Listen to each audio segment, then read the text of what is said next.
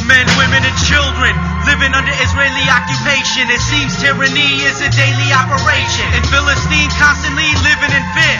Every day, husbands, wives, mothers, children are killed or left to suffer in hunger.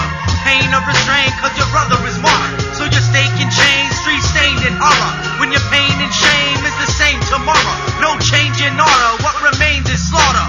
As long as Zionists remain in power, let's change the hour of one day to now. Let's move. Every step to justice, the law will bless you. Every heart accepts truth will be successful. Free Palestine, free Palestine.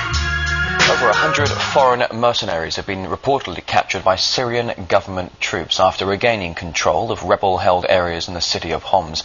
Sources say the majority of them are French, with the rest from several Arab countries.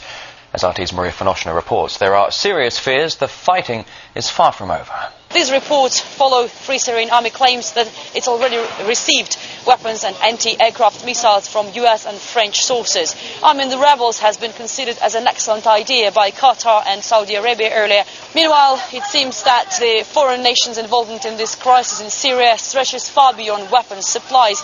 Local and regional media have been reporting about more than 100 foreign officers detained in Homs, most of them reportedly French paratroopers. Yeah, we're waiting for Johnny Achi from the Arab Americans for Syria. He's being called right now. Johnny, are you on the air? Okay, we're going to take a little music break. Can we jump to track number... Let us move on with track number 6, and then we'll try to catch up with Johnny to do the piece on Syria. We'll go to track number 6 on Christopher Donner. Yeah, we'd like to welcome to Southern California, KPFK, Johnny Achi from the Arab Americans for Syria. You missed the clip, Johnny. We played a clip from RT talking about with the recapture of Homs by the Syrian government. Over 120 French troops were caught inside Syria.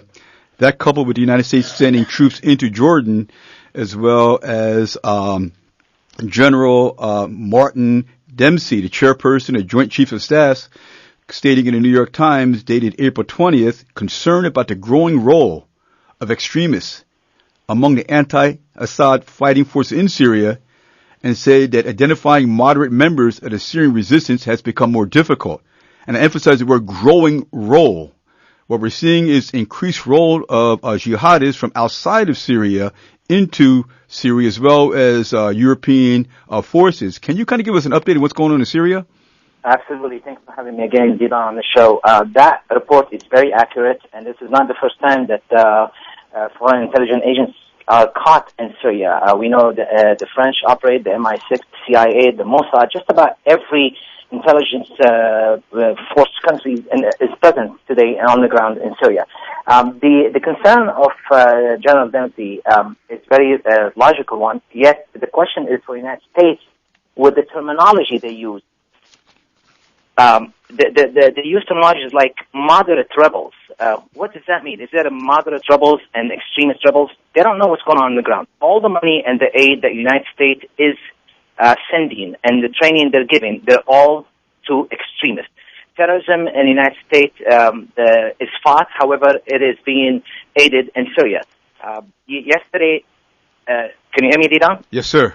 Okay. Yesterday we saw two Chechen young men. I won't consider them to be the type of terrorists that got the training, the jihadists in Syria have.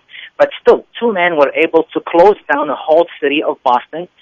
It took 7 agencies, from the state troopers to the sheriff county, to the police Boston, to the ATF, to the FBI, to Homeland Security, to the National Guard, to the Interpol. They put their names out in the international Interpol for 2 men.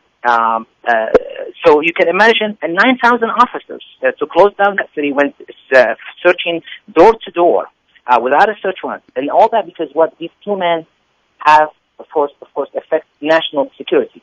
Now in Syria we have tens of thousands of these jihadists by the account of every Washington Post to New York Times to the Daily Sun. All Western reports talks about thousands of jihadists are today present. So we have 2 Chechens closed down Syria, Boston. We have thousands of Chechens and Afghans and Libyans and Saudis all fighting in Syria. Doesn't the Syrian government have the right, as a sovereign nation, to protect its citizens and its city, just like the United States does? I've been coming on this show for how long, Didan, and we've talked about you cannot grow a little monster. One day it's going to get big enough and come back and bite you in your own backyard. There is no moderate terrorism. Every single person who commits those horrific crimes is either a paid mercenary, and they get paid very well, and that's his job, and he's going to continue to kill.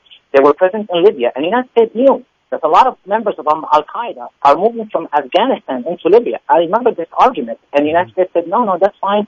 Let them come out of Afghanistan. They're going to help us in toppling Muammar Gaddafi. Today, the same mercenaries are in Syria. Somebody is paying these bills. We know who's paying for them. Of course, Saudi Arabia and Qatar, with the help and the coordination of the United States. The second type of jihadists are the young men who really believe that if they go, that there's the holy war, crazy holy war going on in Syria. So go quick and blow yourself up so you can get a spot in heaven and go see the nymphs and the virgin women floating in a river of honey. That is the two types, and you cannot be playing around with these people. These people need to be stopped immediately. You cannot support them in one place and fight them in another place.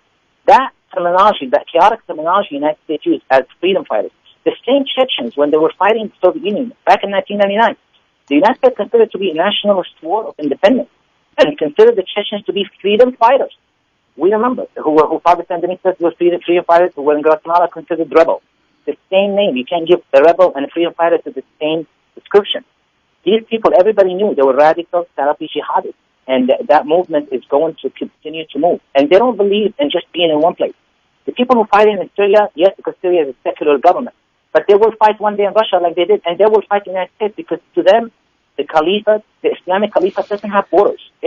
We're all considered to be westernized or what they believe to be, not believe in God. What's that word? Infidel. Okay?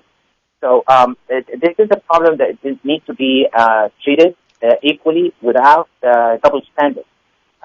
Another double standard terminology I see is weapons that the United States sending to these criminals in Syria. They call it non-lethal weapon. Can anyone explain to me what a non-lethal weapon is?